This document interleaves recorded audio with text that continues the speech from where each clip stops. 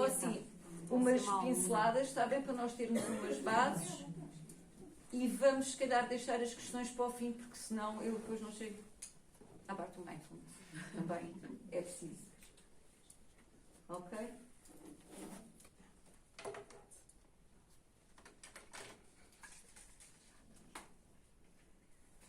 Posso?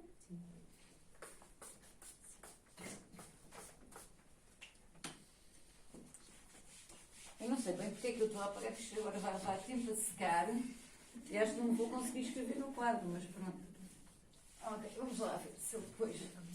Então, para termos então uma experiência transformativa, há outra ferramenta muito interessante. O mindfulness, na verdade, anda de mãos dadas com a inteligência emocional. Porque se a inteligência emocional é trazermos mais consciência às nossas emoções, não é? Trazer a consciência e depois lidar com elas e regular aquelas coisas todas, processar. O mindfulness é trazer a consciência ao momento presente. E nós, ao trazermos a consciência ao momento presente, vamos também trazer consciência às nossas emoções, não é? Porque nós também, no presente, também temos a parte emocional e é uma das coisas que trabalha em mindfulness. O mindfulness foi traduzido como atenção plena, em português, não é? Acho que aqui muitas pessoas já devem saber disso, e foi trazida foi muito popularizada no Ocidente por várias pessoas, entre elas o Thich Nhat Hanh, que foi um monge vietnamita, que depois teve que ser exilado, não é? Por causa da guerra do Vietnã. Ele acabou por vir viver para a França, onde ele fez um projeto. Ele faleceu em janeiro de 2022, do que me lembro, e ele fez um projeto que era o Plum Village, muito interessante. Portanto, o Thich Nhat Hanh já tinha uma certa idade. O Thich Nhat Hanh conheceu o Martin Luther King, ou melhor, Martin Luther King conheceu o Thich Nhat Hanh. Por causa desta parte toda da não-violência, do protesto não-violento e estas coisas todas. E depois temos o Jon Kabat-Zinn, que trouxe então estas técnicas de atenção plena e de meditação e adaptou-as a um contexto clínico.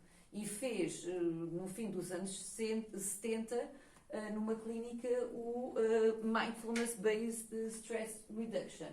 Isto acabou por popularizar muito o mindfulness, porque como era em contexto clínico, para nós ocidentais começámos a aceitar melhor isto, em vez de achar que isso de meditação, só para aquela malta alternativa, hocus pocus, isso não faz nada e tal, os homens e tal. E então, quando passou a ser em contexto clínico, para nós passou a ser diferente, não é? Porque nós, como ocidentais, temos esta parte muito racional e tal, e precisamos ter a certeza que as coisas funcionam, mas não funcionam se não fizermos. Okay? Se não fizermos, não funciona. Portanto, nós podemos intelectualizar isto tudo, está provado pela neurociência, que passado 8 semanas o nosso cérebro começa a mudar, ao praticar meditação e atenção plena, começa a se desativar em partes que têm a ver com o stress, nomeadamente, por exemplo, a amígdala, a ativarem-se outras partes do nosso cérebro e a crescerem que têm a ver com regulação emocional, está bem? Podemos intelectualizar isso tudo para ter a certeza, ok, isto está provado que funciona, mas se não fizermos não vai funcionar. Portanto, a nossa mente não vai conseguir buscar ferramentas depois de uma altura de stress se nós não tivermos uma prática regular de lhe dizer, olha, quando estiveres estressado, tenta ir à tua respiração. Portanto, fazemos isto, alguns minutos por dia e não sei o quê, vamos à nossa respiração e várias técnicas que nós vamos falar aqui, e então a mente, quando começar a disparar e a perder o controle, de repente há ali um botãozinho que faz, epá, olha, lembra-te lá disto, já estiveste aqui antes, o que é que fizeste nessa altura, quando estiveste aqui antes? Olha, eu respirava, ok, então, olha, eu vou respirar. Mas a monja Cohen, que é muito conhecida, é uma monja brasileira, tem imensos seguidores no Instagram, ela própria fala disso. Ainda há pouco tempo ela esteve num podcast com a professora Lucilena Galvão e ela dizia, eu às vezes começo atarefada a fazer as coisas e depois lembro-me, respira, e eu também tenho já essa vozinha na minha mente. Eu começo, por exemplo, para vir para aqui hoje, e tal, e não sei o quê, e tal, 1:45, não sei o quê, está tudo bem, depois a vozinha, respira, que tu já preparaste isto tudo, já trabalhaste muito, há muito trabalhinho para trás, respira. Essa voz vai lá estar se nós a treinarmos, senão ela não está cá. Eu lembro-me quando há tempos aqui fiz as masterclasses de mindfulness, foi muito engraçado. Na primeira vi uma senhora que já tinha uma certa idade e que disse: mas isso uma pessoa nunca se vai lembrar disso.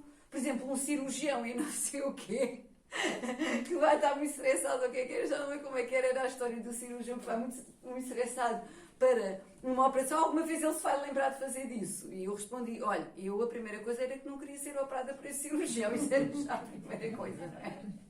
Se ele vai muito estressado e a tremer com a mão, não quero. Ok? Mas claro que sim, claro que se vai lembrar. Mas vai-se lembrar porque treina um momento para isso, porque senão não se vai lembrar, não é? As pessoas querem soluções mágicas, não há. E, aliás, hoje em dia, falar em soluções mágicas, há uma coisa que se chama positividade tóxica. Em português acho que foi traduzido de outra maneira.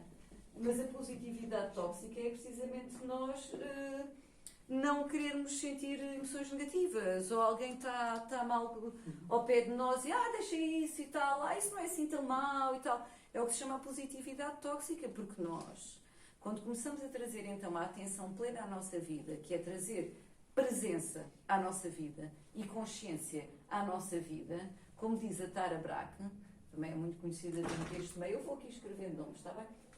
A Tara Brach, ela diz, sim, com o mindfulness nós começamos a sentir mais, claro, começamos a sentir mais os nossos medos, começamos a sentir mais as nossas raivas, não é só sentir mais bling, bling, bling, aqui, rosinhas. E ao início é um bocado desconfortável. Quando nós começamos a fazer a atenção plena ao momento presente, não é? Portanto, o mindfulness, a atenção plena, a definição, é realmente o estado que emerge, ou seja, o estado de ser que emerge, quando nós trazemos a atenção plena de forma intencional ao momento presente, sem fazer juízo de valores. Por exemplo, eu sinto em atenção plena, eu começo a me enervar e tenho a intenção de levar a atenção ao que eu estou a sentir no meu corpo.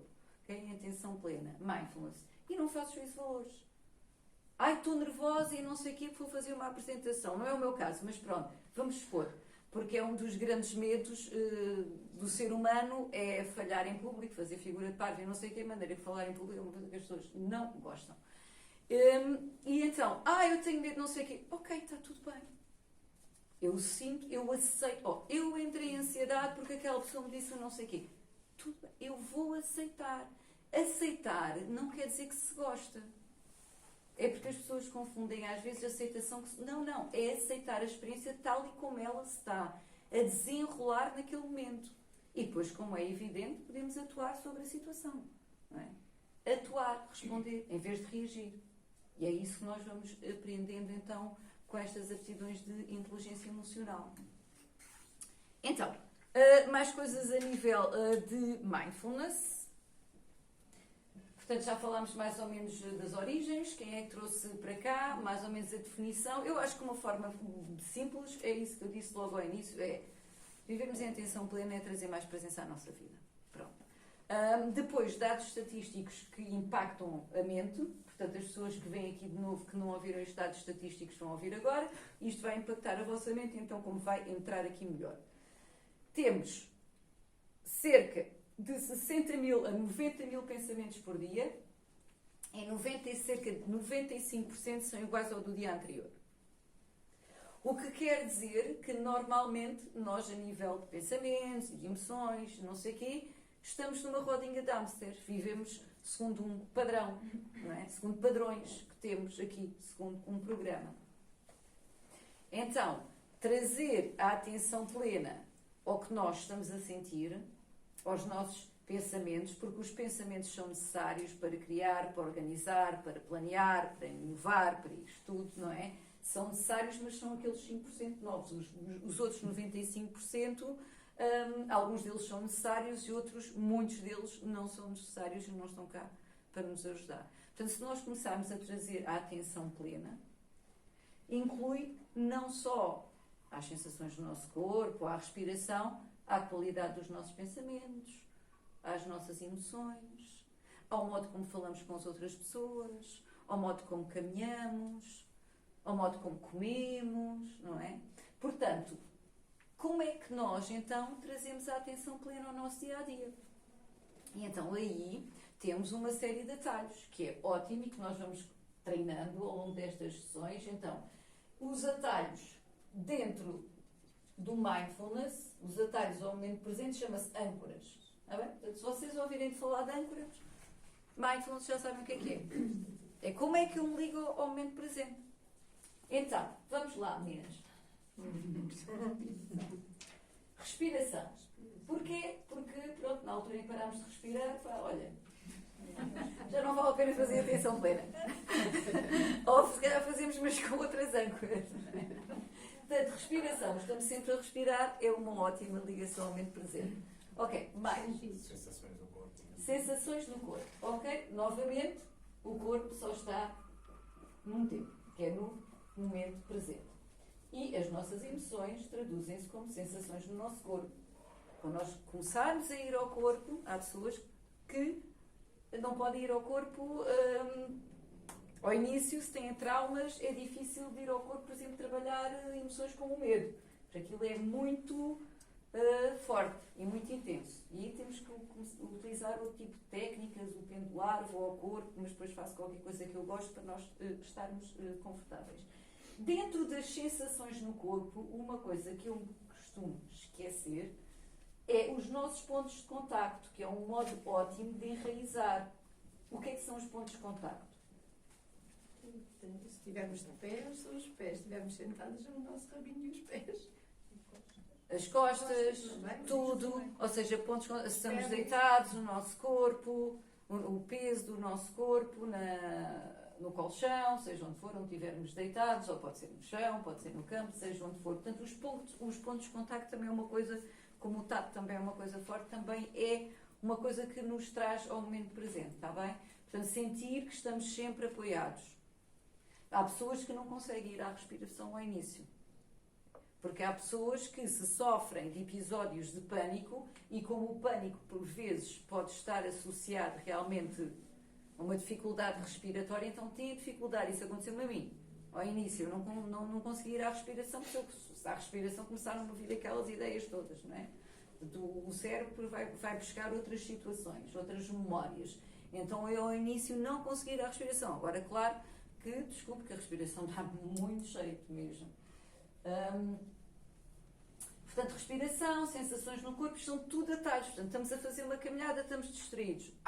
Olha, respiro aqui e tal, vou sentir a minha respiração ou nas narinas, ou no peito, ou na barriga.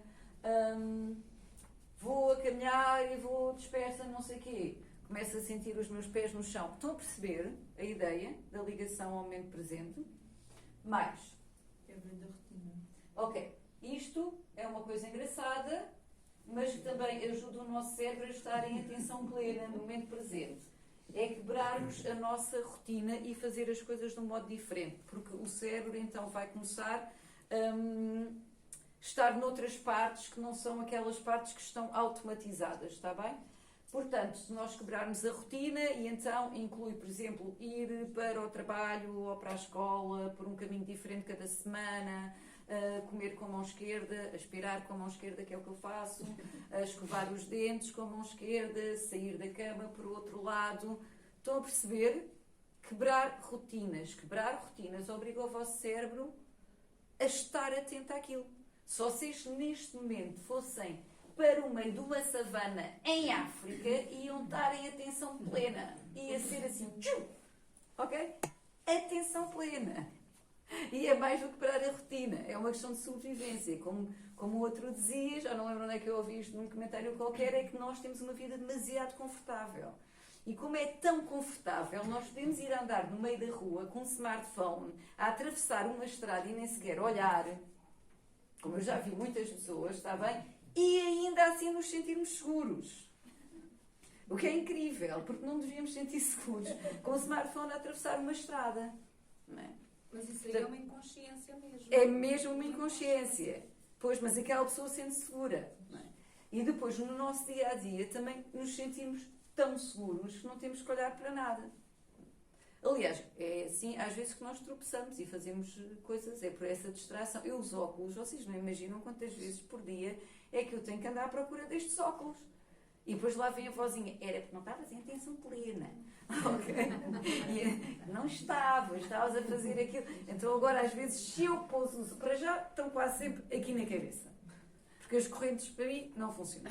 Estão quase sempre na cabeça. E quando os pouso, é mesmo aqui, fazer isto em atenção plena. É aqui. Estás a ver? É aqui. Ok? Portanto, obrigar-nos a estar em atenção plena. Quebra de rotina, respiração, sensações no corpo, mais. Os 5 sentidos. Os 5 sentidos. Ok? Cheiros, por exemplo, não é? Quando vamos a andar. A temperatura. A temperatura, por exemplo, também. Isto, os pontos de contacto acabam por ser o tato também. Os sons ajuda imenso, imenso, imenso, imenso. Okay? Portanto, eu faço isso muito nas minhas caminhadas, os sons, os passarinhos e não sei o quê. Mas depois sentir ao corpo, não é? Porque é a tal história, se nós estamos com tantos pensamentos, 60 mil a 90 mil pensamentos por dia, então quer dizer que vivemos do pescoço para cima numa realidade muito virtual. Estamos sempre aqui, numa realidade virtual, não é? Isto é sempre estava aqui. Então começarmos a ser íntegros e fazer parte, digamos, por exemplo, da paisagem, não é? Eu realmente ouço os passarinhos, mas eu depois faço aquele movimento. Eu estou a escutar os pássaros, mas estou a sentir o meu corpo. É já um movimento em que que eu não aconselho ao início, não é? Mas há fazermos parte de tudo, estarmos integrados em tudo, sentir o dentro e o fora, não é? Isso aí a mente, pronto, isto requer algum treino mental. Portanto, isto são algumas das âncoras, falta mais alguma? A meditação. Estarmos aqui, por exemplo, em comunidade, por exemplo, isso é outra das coisas, não é? Por exemplo, fazer meditação. Eu pertenço a um grupo agora que eles fazem meditação, são americanos, fazem meditação todos os dias às 2 da tarde.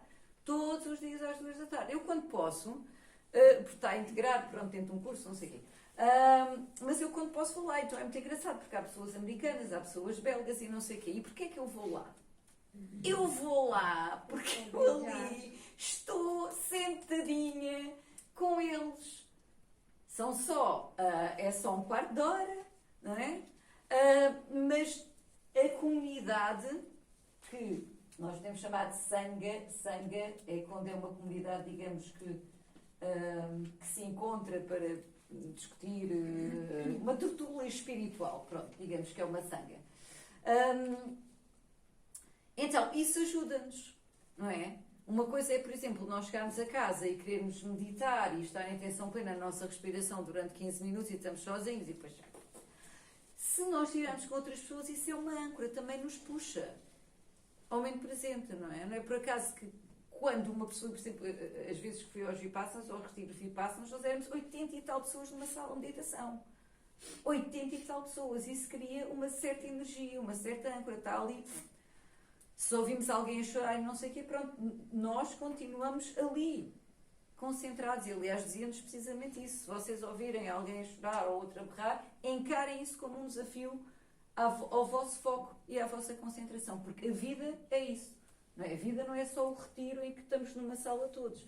A vida é depois nós estarmos na vida. Como dizia, não é? Portanto, e esses desafios todos é nós estarmos a tentar fechar os olhos e de repente o vizinho do lado começa aos berros, ou seja, ou for, ou passa o carro, ou... Estão a perceber? Portanto, se nós aprendermos a meditar já nesse contexto, então em silêncio é muito mais fácil. Ou se calhar não, há quem possa adormecer. Portanto, mais algumas âncoras ao momento presente? Não?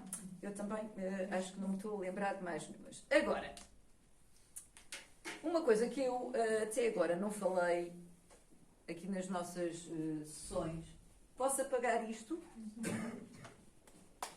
E que eu considero importante. Portanto, o mindfulness é trazer a consciência ao momento presente e isso ajuda-nos bastante na relação emocional. Então, como tal, também é uma ferramenta de inteligência emocional.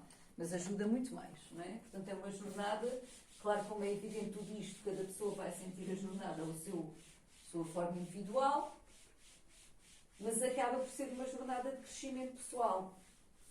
E quando nós estamos a falar de crescimento pessoal, eu agora já tenho uma certa idade e já começo a falar de espiritualidade. Porque a espiritualidade é isso, não é?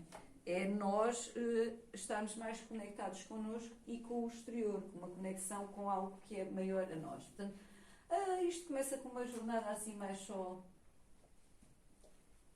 de trazer atenção à nossa vida, ao momento presente. Vou ter que esperar que isto seque um bocado.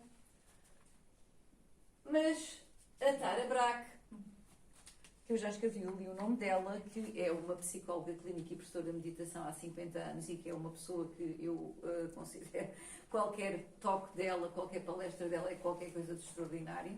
Portanto, é uma storyteller, também conta histórias, conta anedotas, conta tudo e é muito inteligente e eu preciso de alguma coisa, se eu começo a sentir perdida, tarabrach.com e vou lá.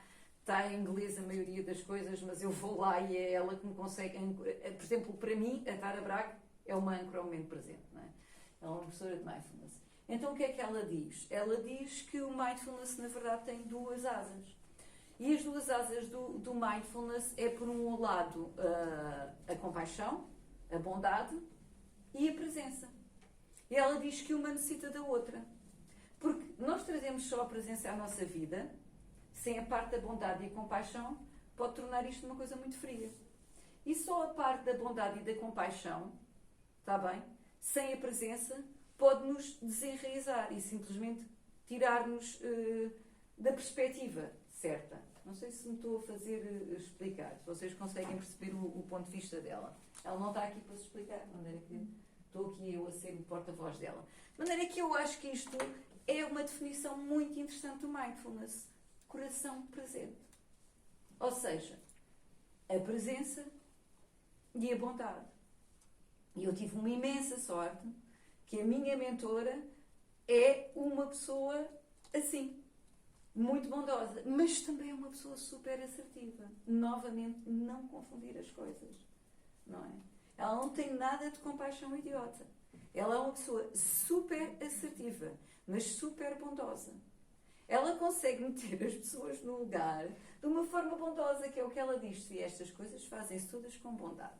Por exemplo, quando eu vou às sessões de Mindfulness dela, e eu começo a me entusiasmar toda com as coisas e não sei o que, ela só me diz, pois, Sofia, isso é uma fase, isso é lá mais para a frente. E eu, pronto, já percebi, estou a ser metida no lugar com bondade. Ela não se viu atacada, ela não entrou na defesa, mas ela é muito assertiva. Mas também que tem um coração, portanto ela vive mesmo para a bondade.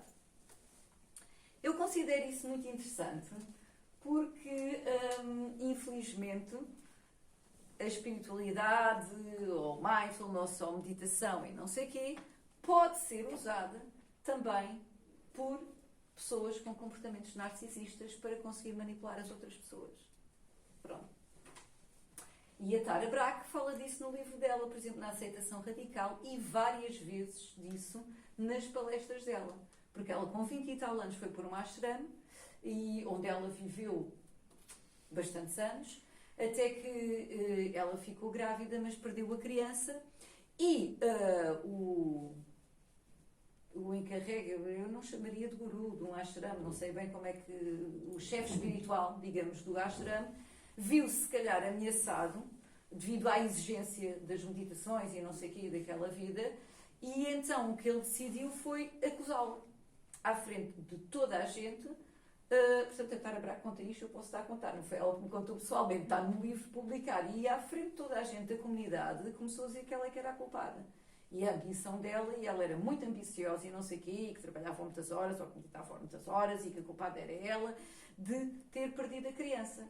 Portanto, ela foi abusada emocionalmente por aquele chefe espiritual, que era o chefe espiritual do ashram.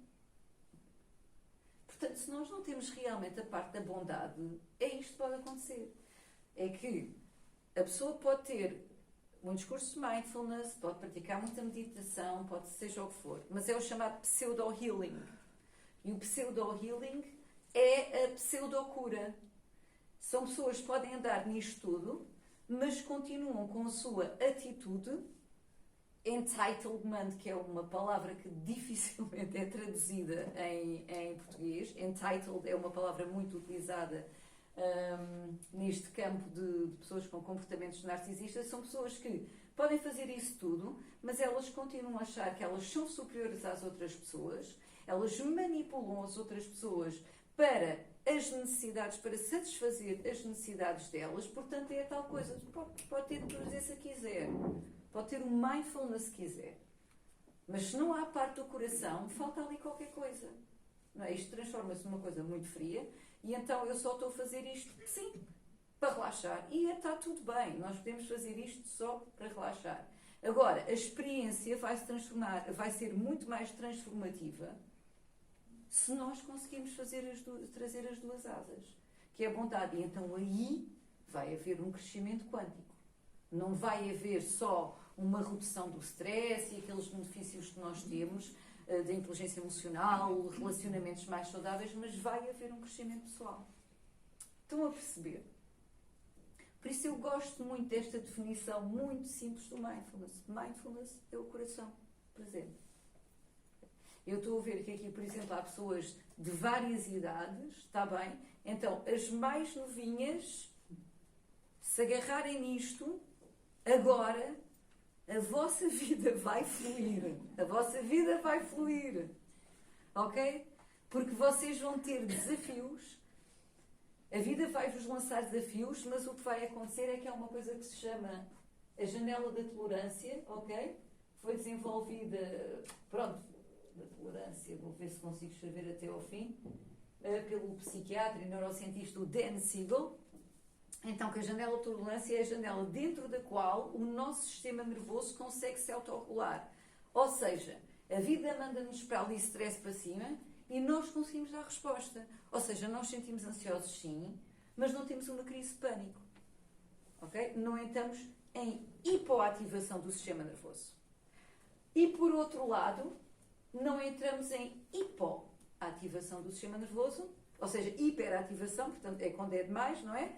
Há uma hiperexcitação do sistema nervoso, isso é a parte da ansiedade e não sei o que mais, ou então uma hipoativação, que é quando o sistema nervoso começa então a fechar. E então é quando temos, sei lá, aqueles vazios existenciais, ou a depressão, os aborrecimentos e perdidos na vida e isso tudo. Isso também é sair da janela de tolerância.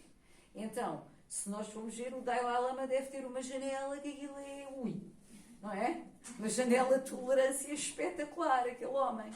As pessoas que normalmente sofrem muito de ansiedade têm uma janela de tolerância muito estreita. Que, à mínima que a vida deslance, elas entram, pumba, em ansiedade, que é o que se chama viver em modo de sobrevivência ou modo de alerta. Portanto, a amígdala está sempre ativada. Ok?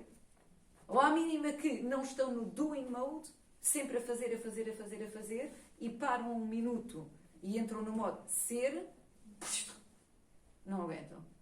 Vazio existencial, o que é que eu faço na minha vida? Porquê? Porque não há aquela definição do propósito, dos valores, aquela maturidade toda emocional que nos ajuda neste caminho. Portanto, a janela de tolerância é uma coisa que amplifica ao irmos desenvolvendo estas competências de mindfulness e de inteligência emocional, isso tudo é uma coisa que vai.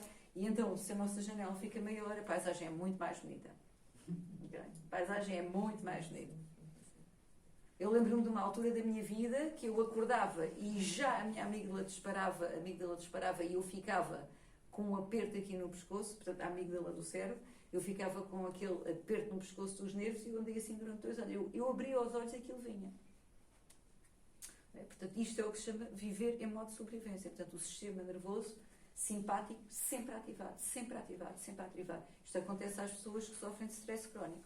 Portanto, eles têm sempre o sistema nervoso muito, muito ativado. Estamos sempre fora da nossa janela de tolerância, que é dentro da qual nós conseguimos ser funcionais. Portanto, algumas questões em relação a isto? Não. Outra coisa que eu gostaria de falar é que aqui nós estamos numa biblioteca e lá fora vocês vão ter uma série de livros. Hoje em dia, os livros de autoajuda, a secção do que se chama autoajuda, de verdade não gosto muito de autoajuda, mas pronto, não é. Mas a secção de autoajuda e saúde em bem-estar, ou seja, livros de não ficção, neste momento já se vendem mais do que os livros de ficção. O que isto quer dizer é que realmente vale a pena. Existem imensos livros que nos ajudam neste sentido, está bem? De inteligência emocional. Portanto, falei aqui, por exemplo, aquele clássico Emotional Intelligence do Daniel Goleman. Eu tenho sempre a tendência de dizer como é Goldman, mas não é o Goleman, ok? E, por exemplo, a língua portuguesa, e ele já tem as coisas traduzidas também para a língua portuguesa, mas por um autor, por exemplo, português, portanto, de Portugal, temos o Paulo Moreira, Inteligência Emocional. Também costumo falar na app do Insight Timer, está bem? Portanto, temos aqui a app Insight Timer. Existem muitas apps de meditação e de tudo e mais alguma coisa. O Insight Timer é uma daquelas que é sempre gratuita. E só se nós quisermos ter acesso a outros cursos ou outra coisa, é que temos que fazer um upgrade. Porque há o Headspace e o Calm e não sei o quê, mas essas aí acho que já são pagas. O Insight Timer, aí vocês vão ter, por exemplo, muitas meditações guiadas, muitos podcasts, música relaxante, para dormir, seja o que for, ansiedade, insónia, seja o que for. Insight Timer é muito interessante. E também a nível de mindfulness existem imensos livros, tanto do Thich Nhat Hanh como do Jon Kabat-Zinn. Eu vou agora aqui escrever os nomes. Portanto, coração presente. O Thich Nhat Hanh, vamos lá ver se isto sai bem. Thich Nhat Hanh. São anos, mas acho que isto está certo, ok? Anos a escrever este nome mal, ok? E então, e o Jon Kabat-Zinn. Portanto, Thich Nhat Hanh, monge vietnamita, e Jon Kabat-Zinn, americano, que trouxe o mindfulness assim, mais já para o contexto clínico e depois a partir daí tem uma série de programas, ok? E depois o livro que a minha professora aconselhou naquela altura de mindfulness, porque tem um programa realmente mas um dos livros do Jon Kabat-Zinn também vos conta o que é que ele faz naquele programa do Mindfulness Based Stress Reduction. Aquele que tu leste, que eu agora descobri que tem um nome completamente diferente em inglês, que é o que eu estou a escutar, que é o Full Catastrophe Living, ou uma coisa assim.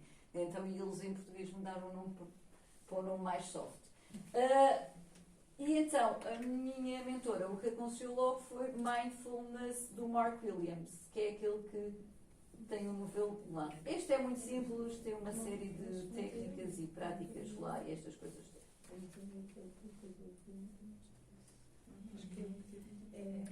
Tem um novelozinho e tem outro autor, mas eu nunca sei o nome do outro autor. Coitado do outro autor, porque nunca ninguém sabe o nome do outro. É o do Mark Williams, ok. Uma coisa também que gostava de mencionar aqui, para quem está aqui então, é que o mindfulness tem uma coisa engraçada, é que tem dois aspectos. Tem o aspecto formal, a nível prático, ok? Então o aspecto formal do mindfulness é nós fazermos práticas realmente. Pode ser sempre nós estarmos sentados e concentrarmos na nossa respiração, 5, 10 minutos, 15 minutos, ou até a fazer o Mindfulness Walking Meditation, meditação a caminhar, isso tudo. Isso é o Mindfulness formal, ok? Vamos fazer mais em âmbito de fazer como uma atividade, não é? Vamos nos dedicar àquilo. E o Mindfulness informal é trazer a atenção plena ao nosso dia-a-dia, à nossa vida. E aqui é quando eu lanço um desafio, então, às pessoas que estão a escutar isto pela primeira vez, de escolher na vossa vida uma atividade que faça parte da rotina, o beber um café, o beber um copo de água, o duche, o quando vão a conduzir, o seja o que for, de trazer, de selecionar essa atividade para fazer em intenção plena, pelo menos até daqui a 4 semanas. Durante 4 semanas fazer essa atividade em intenção plena. Então, por exemplo, como é que é comer um chocolate em intenção plena? Então, comer um chocolate em intenção plena é olhar para a embalagem do chocolate, é abrir o chocolate e ouvir, normalmente está numa pratinha, nós ouvimos o cric-cric, é nós cheirarmos o chocolate, é nós vermos os símbolos que está no chocolate, é nós metermos o chocolate depois na boca, sentir a desfazer. Estão a perceber? Isto é uma atividade em atenção plena. É atenção plena aos 5 sentidos, às sensações no corpo. O que é que eu sinto no meu corpo quando eu estou a comer este chocolate, eu estou a beber este café, eu estou a fazer este doce, não é? Eu estou a fazer esta caminhada para o trabalho. Portanto, se vocês pensarem em criar um compromisso de qual é que é a atividade da vossa vida, faça parte da rotina que vocês vão fazer em atenção plena. Isso vai começar a mudar o vosso cérebro, porque isto é uma bola de neve, não é? Não é só quando vocês fazem isso, há certas áreas do vosso cérebro que se vão desenvolver, que vos vão ajudar a ter atenção plena noutras coisas, não só nisso, não é? Perceberam esta parte? É por causa disto que eu adoro a parte do mindfulness. Porque tem a parte informal. Aliás, o Mark Nepo, que é um poeta que eu adoro, ele, quando foi, por exemplo, entrevistado pela Tara Brach uma vez, do que eu me lembro, foi ele, quando ela pergunta, então, qual é que é a tua prática hoje em dia, não sei o quê, ele dizia, eu já não me sento a fazer. Se a atenção plena no mindfulness eu trago à minha vida. Eu já nem sequer estou-me a sentar e não sei o quê. E se alguém ler as coisas do Mark Nepo, vão ver que são bastante profundas. E que vêm de uma observação muito profunda